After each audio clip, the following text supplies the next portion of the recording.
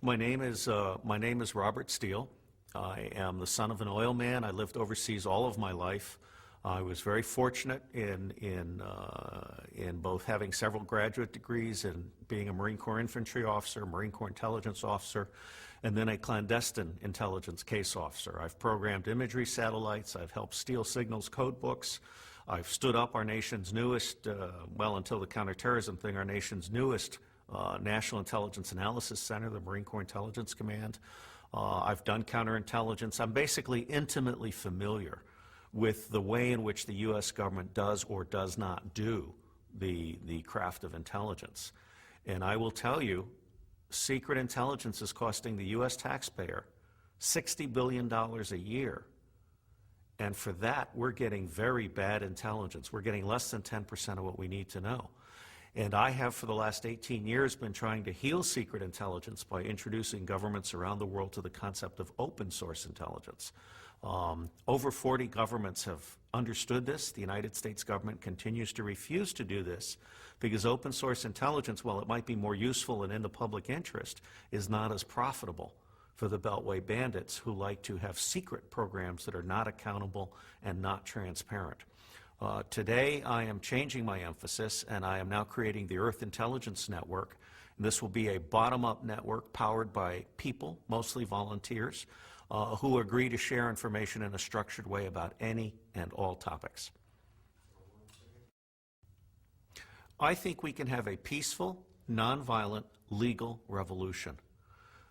The one vulnerability that both corporations and the U.S. government have is the power of the people to vote, not only on election day, but with recall movements and by removing their money from the stock market, which I expect to crash again, and from refusing to buy products.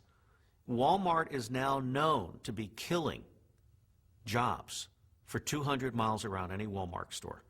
The people are starting to realize this. The people are starting to realize that we need to legalize marijuana, for example. We need to focus on education and treatment, for example. We should not be imprisoning more people in the United States of America than the Soviets have in their prisons. I used to think that wars were caused by accidents and emotions and ethnic hatred and so forth. But as my reading has progressed, I've started to realize that wars are in fact a racket. General Smedley Butler of the United States Marine Corps, one of our most decorated Marines, actually has a book out by this title, War is a Racket. And General Butler is on record as saying that basically the Marine Corps has been used as an enforcer for U.S. corporations. Well, behind the U.S. corporations are the banks. And behind the banks are a few wealthy banking families, including the Rothschilds in Europe and the Rockefellers in the United States.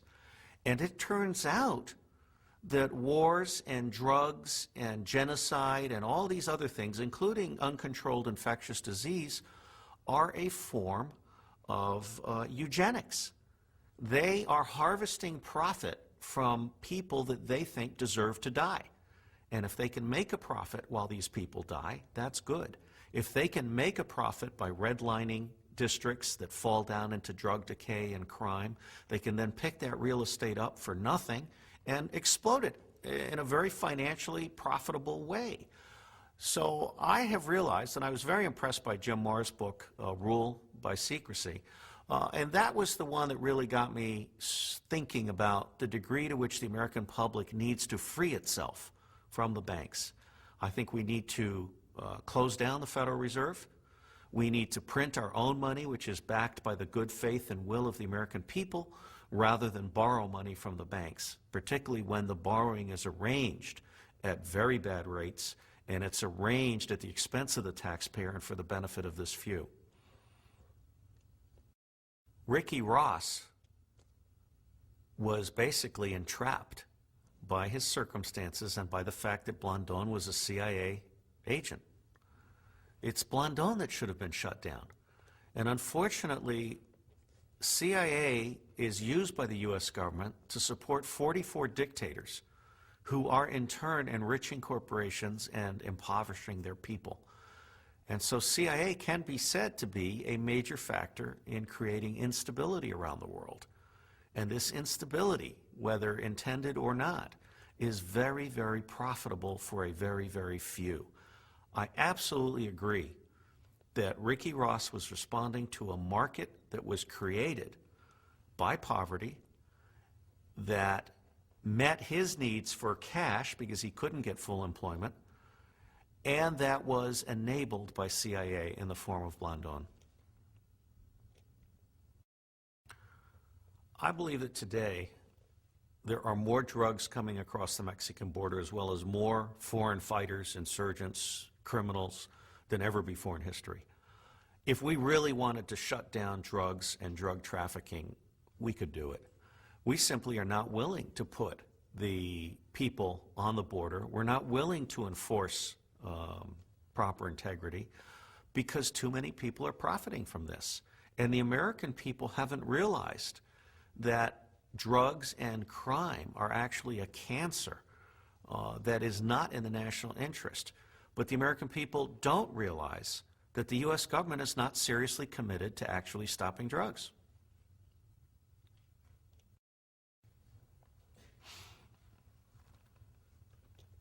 What is the definition of a czar?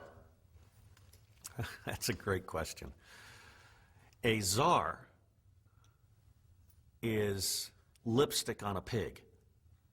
A czar is a public relations gambit intended to suggest that the president is seriously committed to something that he actually doesn't care about at all. Secret intelligence is of absolutely no interest to George Bush. He gets his intelligence straight from God or from Dick Cheney. So putting a czar in charge of intelligence, or a czar in charge of terrorism, or a czar in charge of drugs is, on the one hand, a public relations device, and on the other hand, a means of channeling vast amounts of funds in directions that don't actually do the job. And by the way, most czars don't have any power at all. What is happening here, what is happening in the world is that populism is rearing its head. The public in many countries is beginning to realize that guns and corporations and drugs and crime are all connected. And dictators tend to be criminals.